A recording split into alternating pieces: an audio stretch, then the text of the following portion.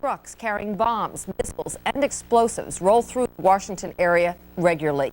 They often use the Beltway or I-95. In fact, this morning, a munitions truck traveled up Route 50 to the Maryland Beltway after making a pickup. Trucks are moving munitions for the Pentagon. Investigative reporter Jack Clardy has been looking into the safety and security of the shipments. He's here now with the story. Okay? Well, Susan, the Pentagon needs to move weapons. It needs to move them from forts and factories and around the country to boot camps and to testing sites. It needs to move them to port to get them in the hands of our soldiers overseas and to our allies.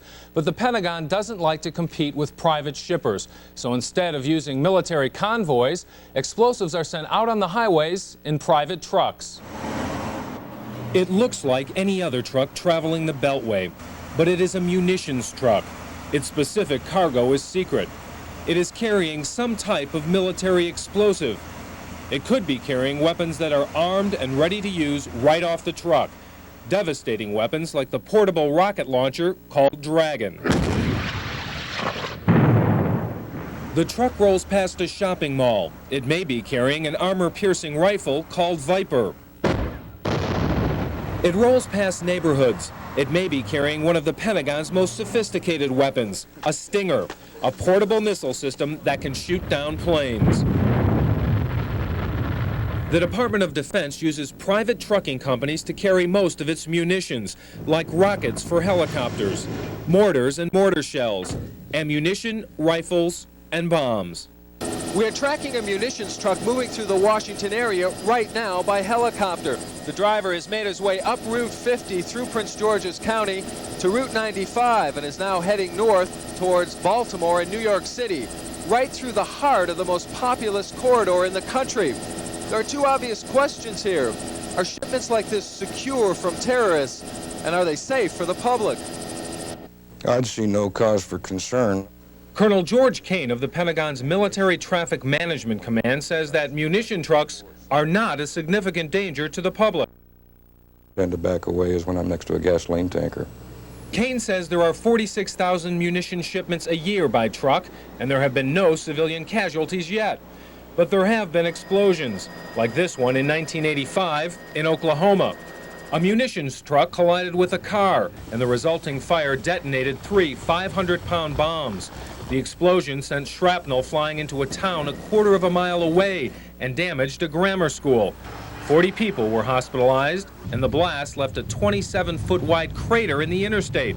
Somehow, no one was killed.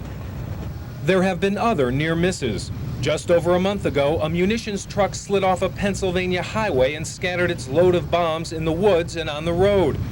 In 1982, a truck carrying surface-to-air missiles overturned in California. The driver was charged with drunk driving, and it turned out he had a criminal record. We have found both very good and a few cases of very bad out there. Very good and very bad munition shippers have been turned up by a new Pentagon security program. They've followed 14 shipments and found 6 shippers guilty of 12 different safety and security violations. One case was in Richmond. The kinds of violations that were detected in that particular case, vehicles parked too close to inhabited buildings. He parked it next to a McDonald's, didn't he? Yes. Drivers or co-drivers smoking within 25 feet of the van. One of the best munition shipping companies is Tri-State Motors. Richard Spicer is a veteran driver for Tri-State, and he says he's used to chauffeuring explosives. I wouldn't say it's really scary. The guys that haul it, they know what they have. I asked Spicer what kinds of things he carries, and his answer revealed a different kind of fear. Missiles, bombs. It covers a very wide area. Say a Class A explosive that you could pick up and carry off, such as a hand grenade, or small, these handheld missiles or something like that. This is primarily what your terrorist groups would be after. We'll have a full report tomorrow night on the potential here for possible terrorism. One further point, large bombs are shipped not armed, unarmed, but in an accident with fire, they could explode, as you saw in that tape from Oklahoma. Portable missile systems, however, are shipped armed because of a decision the Pentagon made a few years ago. They're turnkey weapons. In other words, a soldier can pick them up and use them almost immediately. They're so simple to use, they're called soldier-proof. Susan? I want to bring that home. Those are those shoulder ones that we saw That's right. early on. Stinger missiles, anti-tank missiles, that sort of thing. Heavy-duty weapons. Very heavy-duty weapons. They're very worried about the potential for terrorism with the Stinger missile.